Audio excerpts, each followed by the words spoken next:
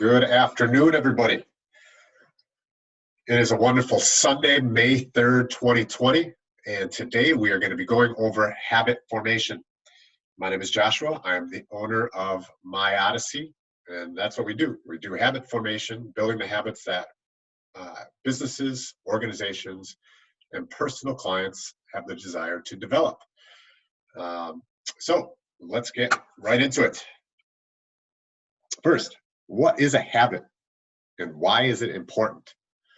So by definition, a habit is something that you do regularly, often without knowing that you are doing it. So that's an interesting point, without knowing that you are doing it. And if we go to the second point that we have here, conservatively, 45% of our day is habitual. That's a lot of our day without even knowing that we're doing it. Our mind builds habits so we don't have to think about every little thing over and over. It's just a program. I'm not saying that we're living in the matrix, but it really does describe what our brain does nicely. So how do I personally look at habits? My definition. I look at habits as programs, and our logical mind, our prefrontal cortex, the mind that uses language, can be the programmer. We just have to know how to do it. We'll go through a simple equation that I utilize. It's very, very simple, but the utilization of it, the implementation of it can take years to master. Here are some areas that our habits have huge impacts that we don't even think about. On this list, you'll see habits like, habits like smoking or anything physical. All these things you can build habits in, but we think about habits in that way. In here on this list, we have things that we all have habits in that we don't really think about. So time management. What is our relationship with time? Does time, and we'll get into every one of these throughout the presentation, but is that an external thing that happens to us, or is it an internal thing that we can perceive? Relationships. We all have habits when it comes to relationships. And if you've been in multiple relationships, you know that some of the same things keep coming up. Anything that's cyclical is a habit. Communication, emotional health, finances, our overall happiness. We're going to cover all these things, but all these things we have built-in habits that we deal with that we don't even know of. In fact, you've probably never even learned how to program it. Some bonus areas that we're going to cover right at the end of the presentation is for our people that run or work in organizations or have their own business. How can habits be utilized to your employees, to your management? And one of the biggest ones that I work with is trust. How much more effective would your business be if everybody trusted that they were going to do each other's job? Almost a Freudian slip there, huh? Don't want the former. What would it be like if management trusted the employees to do the job exactly how they were supposed to be? If the owner trusted everybody in the business, it would be like a hose without kinks. The money would print, but it's easy concept, hard to implement. Communication, another big thing. Communication will be a thread that we utilize throughout this presentation. Culture has to be habitual. Leadership, you have to be, your leadership, whether it be management or an owner or whoever you work with, you have to develop the traits of a leader, and those have to be second nature. So client retention or adherence, there'll be a couple of examples of that. Let's say you're a physical therapist and you would like to get your clients to do their plan of cares, because you know that 2/3 of people don't do the plan of cares. Well, how can we help them build the habit of adherence to their plan of care? Work processes. We know how important it can be for your business to make sure that your employees are doing the same thing each time. How can we help? How can we utilize habit formation to get those work processes down? Real quick, the rules of engagement for this particular Zoom. As we have questions, please put them in the chat. I'll be getting to them after. We are recording this Zoom so people can watch this at whenever they'd like. Feel free to engage with each other during the chat presentation. I won't be able to see it until I'm done with the presentation. I will take live questions afterwards, and all my contact information and everything will be on slides afterwards. So there's no rush to get that. You can always come back to this after, and feel free to reach out whenever. I mean, ultimately, it's my duty to make sure that I pass the wisdom of habit formation on to as many people as I can. And so that's what my priority is. All right, so let's get right into it. I'm gonna take a quick drink of water here. Man, it is a beautiful day out here in Wisconsin where I'm at. Okay, habit formation. I look at it as a math equation, all right? I try to make everything as simple, clear, and concise as possible. And this is the best way for me to think about it and how clients can kind of get it like that. So picture your mind as a computer. You are the programmer, consciously or not. You're constantly taking information from your senses and your brain is always processing it. So quick shout out to James Clear from Atomic Habits, who put this into words, the first part of this at least, into words, very clear, very concise. And then I think of it as the equation. So I'm kind of meshing James Clear's message and my own so we can make sure that we understand the equation that it is to develop a habit. Cue plus craving plus response plus reward, and you'll get a habit. You can interchange response and routine depending on where you are in the habit. So cue, something happens. So an external stimulus you perceive. Craving, you have, all right, let's take somebody cuts you off in the road is the cue. The craving, I get angry. I'm craving to punch that person in the face. Response, I pull up to him and I yell and I scream. Reward, I let out some of that emotion, okay? And that can develop into a habit. So there's an example of where anger is a habit. So how, even to simplify it more, if this were a math equation, it'd be like, variables X, Y, Z, A, right? Or think of it as 1 plus 1 plus 1 plus 1 is going to equal 4, right? That's the equation. Those all have all those variables have the final result. 1 plus 1 plus 1 is 4. So if you change any variable, just like in a math equation, you change the result. You can change the habit, you can change the program. Here's the example. So if you just took one of those examples, so 1 plus 2 plus 1 plus 1 equals 5. So in that scenario, the cue is the same, but you change the craving of what happens when that cue happens to you. And then the routine will change. Anything after that spot will also change, but to simplify it, you can see how the habit would change as long as we just make it this simple math equation. Understanding how to change a variable in real life, it's what my company does. It's a super simple concept, but like I said, in practice, it takes a lifetime to master. So in a previous life, I was a restaurateur. I owned 7 large-scale bar restaurants. I owned 5 different cafes.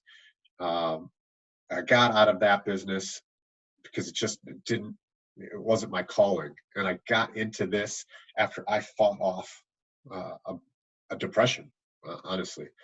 And I realized that I needed to get my habits back to being right. And then I realized that I can share my knowledge, my wisdom of that. And so that's who I am, my story. And now I work with businesses, organizations from a wide variety of them.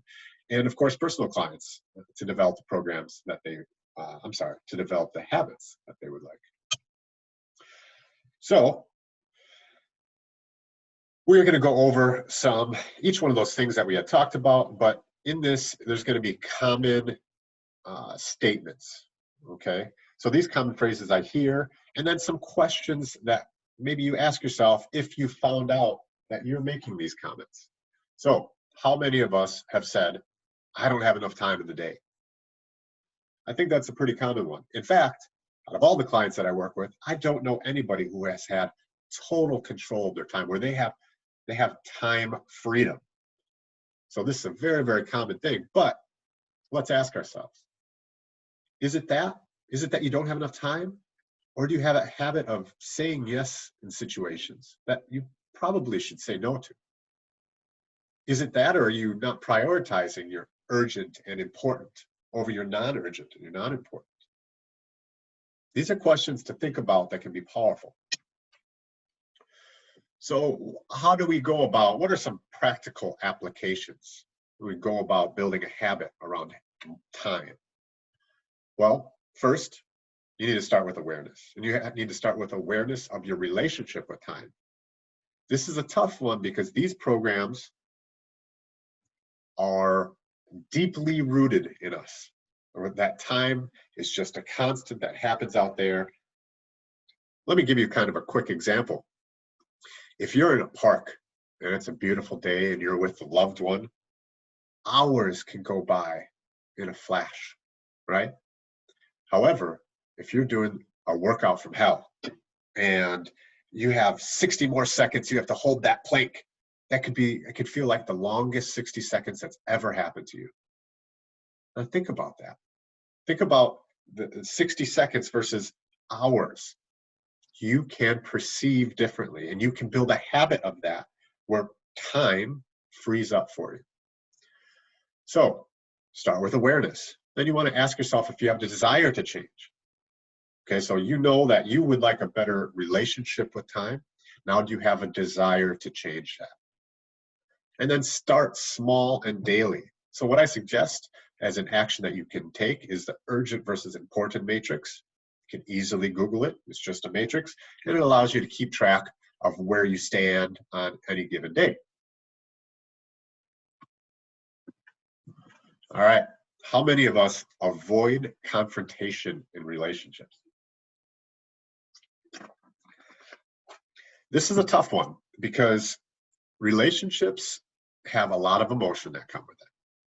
And so even thinking about this, you might have a knee-jerk reaction.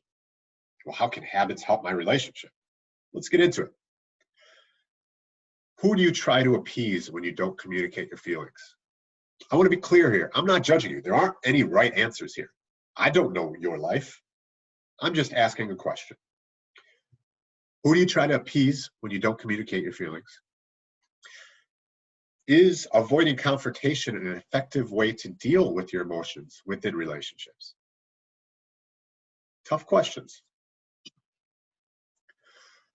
Building a habit of openness in relationships. So what are some practical applications?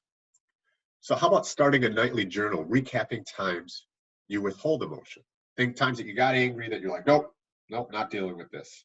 Or you were fearful, or you're sad, or you thought, it wouldn't be worth it. And sometimes it's not. I'm not saying that you need to say every little thing. Again, I don't know what's best for your life, but I do want to increase your awareness so we can get into the actions that make the most sense so you can build the habits that you want. So we have start with a nightly journal. We have read through the journals and ask yourself if you'd like to change that behavior. I think you'll notice there's a trend. Ultimately, everything starts with habitual behavior with awareness, then a desire, and then taking action. And a lot of people they think that they're aware. Maybe they are, maybe they aren't. They think that they have a desire, but maybe they do, maybe they don't. And then the action is where people trip up. And that's where my odyssey comes in. That's where people like me come in. So pinpoint, this is a great action to take. Pinpoint one relationship to start with. Communicate your goal to them and ask them to hold you accountable. So whatever it is that your goal is within the communication in that relationship or within that relationship, talk to them about it. Don't take every relationship and say, I'm just going to do this. That's going to be ineffective. You don't want to add so much weight into your backpack that you can't carry it. You just want to add a little bit of weight so you can start to become stronger. So accountability partners. This is a great time to talk about it. When you have somebody to hold you accountable, you are much more likely to develop the habits that you want. Much more likely. All right, next one. I personally can't get away from this one. I find myself getting very frustrated on social media. People on social media are dumb. Man, especially now, it seems that a lot of people get frustrated with social media. So let's ask ourselves some questions. These are the questions that I ask myself. Are people dumb, or are you just not taking the time to hear things from their point of view? Is really everybody, like, is 50% of the people dumb? No, you're just not taking the time to point of view. That's what I tell myself. Are you trying to communicate your points in an effective way, or do you let emotion take over? It's another tough question. Before judging people on social media, sometimes asking these questions can be very beneficial. How can you build a habit of better communication skills? I would say this is one of the biggest things that you can actualize in habit forming. This is one of the biggest things. You can use that math equation to help you. If you can communicate, you have a superpower. So test yourself randomly on your active listening skills. I personally believe, out of all the different forms of communication, that active listening is the most important. And we don't get taught this in school. It's such a frustration for me. We don't get taught this in school. So if you're not clear what active listening is, please email me. Again, my email is at the end. We can have a good in-depth discussion on this. I'm sticking on specifically habit formation as an overview, but active listening is so important in communication. Reflect to if you want to improve your communication skills and how that can be valuable for you. Give yourself reminders throughout the day to challenge the piece of communication you want to program. So again, it's not just active. I think active listening is most important, but maybe you get frustrated that you are unable to clearly articulate your point.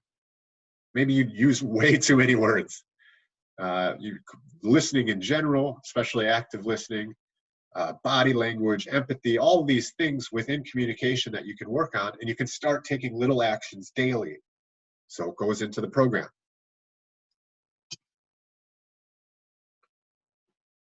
I don't know if I can handle much more. People get down on themselves. I've been there. My guess is you've been there. It's a tough situation. Here's some questions to ask yourself. Are the events that are happening, that you're perceiving, are they within your control? What lens are you viewing stress from? Very, very important. What lens are you viewing stress from? Did you know that you can change your perspective? So we often find ourselves looking at a tree in the forest and thinking that every tree is like this in the forest. Did you know that you can zoom out and look at the forest? You can create a habit of that. In fact, one of the biggest superpowers that you can develop in habitual behavior is the ability to go in, to zoom in when you need, and to zoom out when you need. What are you most proud of? The difficult times that you persevered, or the calm times where nothing happened? Would you want a life where there was no difficulty? Does difficulty derive purpose? Again, very tough questions. All right, a habit of being emotionally healthy. I'm gonna take another glass of water here.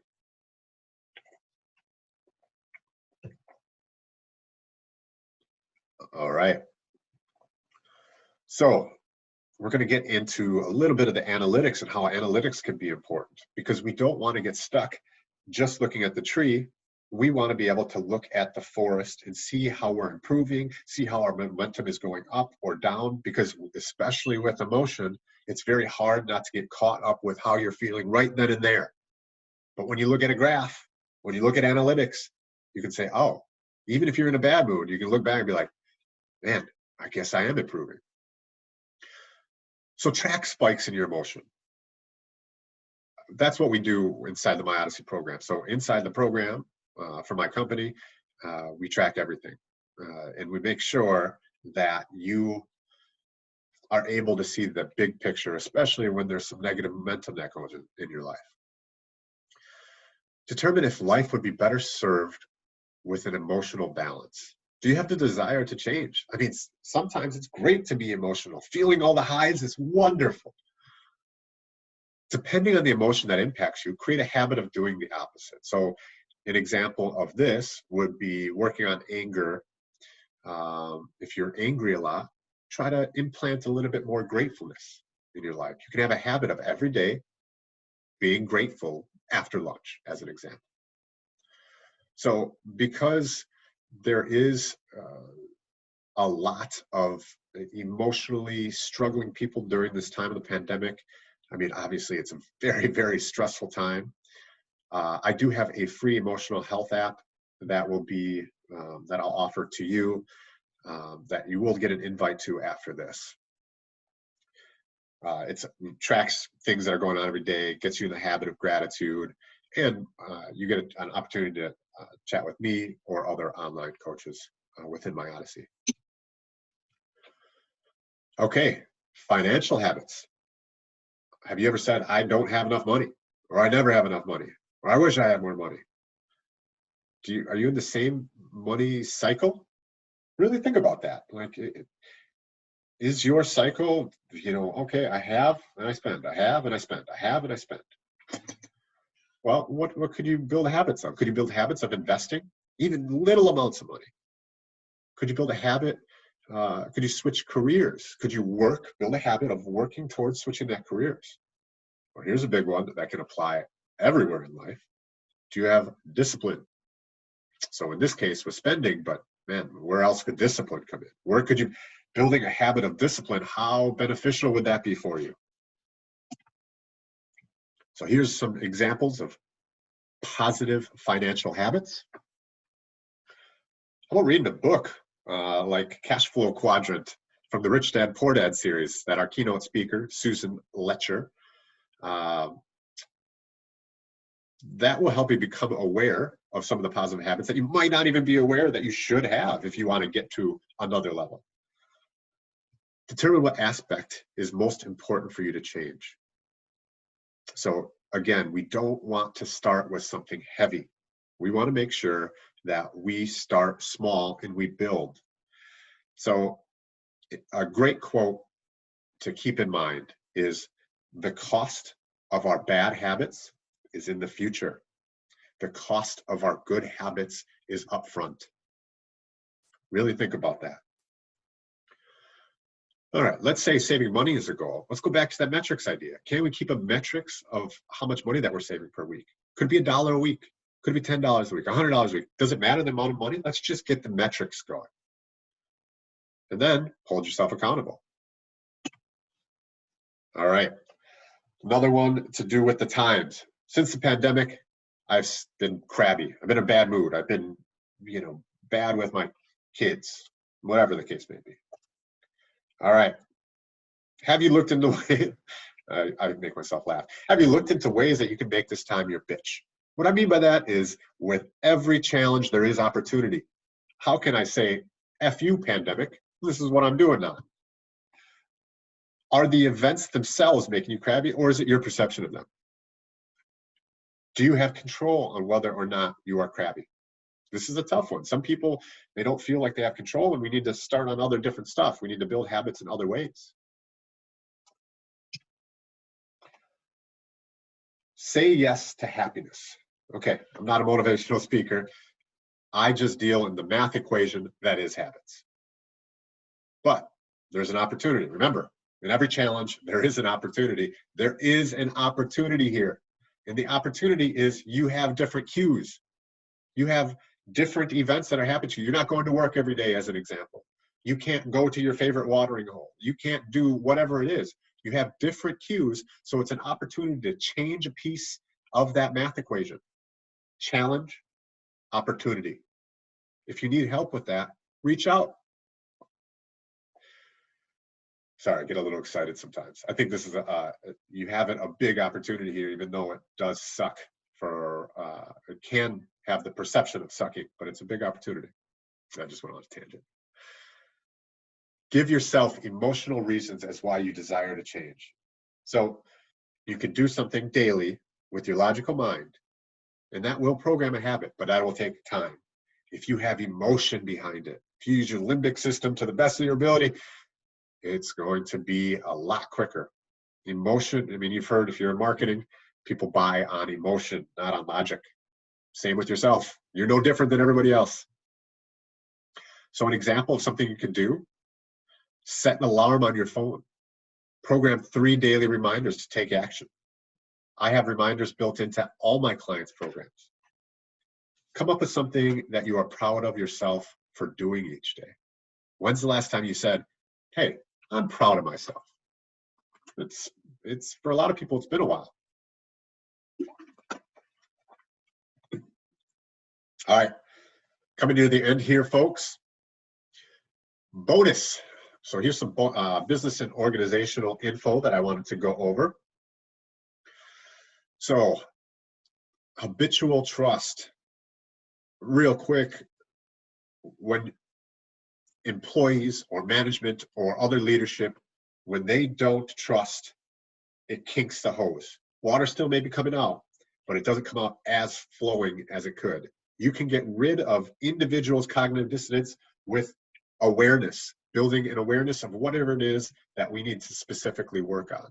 This is where having a specialty, somebody with a specialty on this, comes into play. Communication, building a Likert scale where you can gather information, gather analytics on how they're communicating, where they start, where they end, whether it be, front of house versus back of house workers, how they're communicating, whether it be, like I said, management and people on the floor, whatever it happens to be. We talked about culture needing to be a habit, mission statements, leaderboards, building that in so they habitually act in that way, habitually act with the same culture. This is all possible. This is all part of a math equation. Leadership. To me, the most important thing about being a leader is being empathetic. It's not being,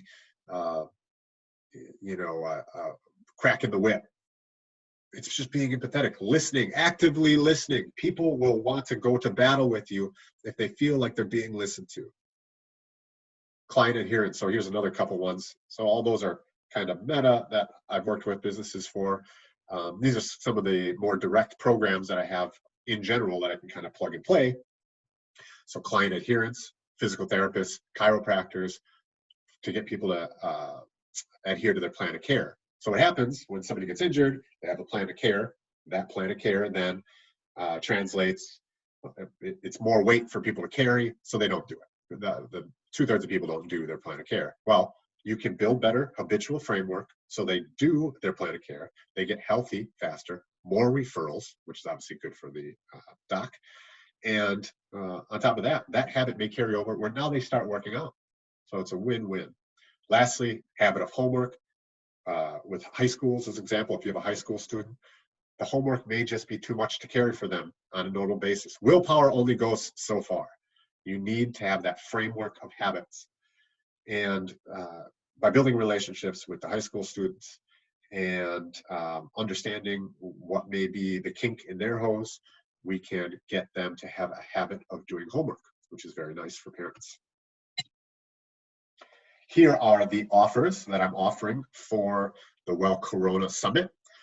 First, emotional health app. Send this out to anybody. If somebody needs help, this is a free thing that I do. When I say an app, it's a computer program that you can use on your phone. And it goes over gratitude. We keep metrics of how we're actually doing, online coaching, metrics, analytics, journals. It has the whole thing, and it is helpful to people. So please, there's free of charge for everybody, and I'm not going to boot somebody off if, there's free of charge and there's nothing after that. So do that if somebody is in need or if you're in need. Or 1 month free accountability program. So that's where I build you personally a program within the My Odyssey app. Program includes bi-monthly checkpoint calls where you and I interact, or one of my coaches, online habit coaching, metrics to track progress. I become your accountability buddy. I mean, that's ultimately what happens, and we can make a habit of anything. It's so amazing once you understand that you can program this framework in the back of your head. So go ahead and email me, joshua@myodyssey.com, subject accountability for that offer. All right, let's work together. So here's how you can get a hold of me. Here's how you can see me. I got a ton of videos on YouTube and a ton more coming. And I love having conversations. Don't be shy. I reach out to people, on the street and just have conversations. We're all in this together. And lastly, I thought I'd make kind of a fun list of things that we've developed habits on that you might be like, what? Or conversely, which we didn't talk about much here, but conversely, how to cover up bad habits. You can't break habits. Those habits are already there, but you can build over them. So what does that look like? I mean, I've worked with a client who wanted to build a vocabulary. You would never think of that habitually, but that's something that we did. Got multiple clients off of drug dependencies. Had another, I'm a jiu-jitsu guy. I've done jiu-jitsu, Brazilian jiu-jitsu for 14 years, actually over 14 years now. And one of my clients had a jiu-jitsu submission tracker. Yeah. Upper limit problems, random acts of kindness, self-worth. On our hero's journey, our biggest offering, we had a gentleman that hiked the Pacific Coast Trail that went from Canada to Mexico. And lastly, this frequency of love is the habit that I constantly build. I want to live on a frequency where I care about people. And I have daily reminders. I have metrics. I live within my own app. The frequency of love to me is where I want to reside, and I need to work to get there. So here's some interesting habits. Thank you very much. I appreciate your time. I hope you learned something. Reach out if you want.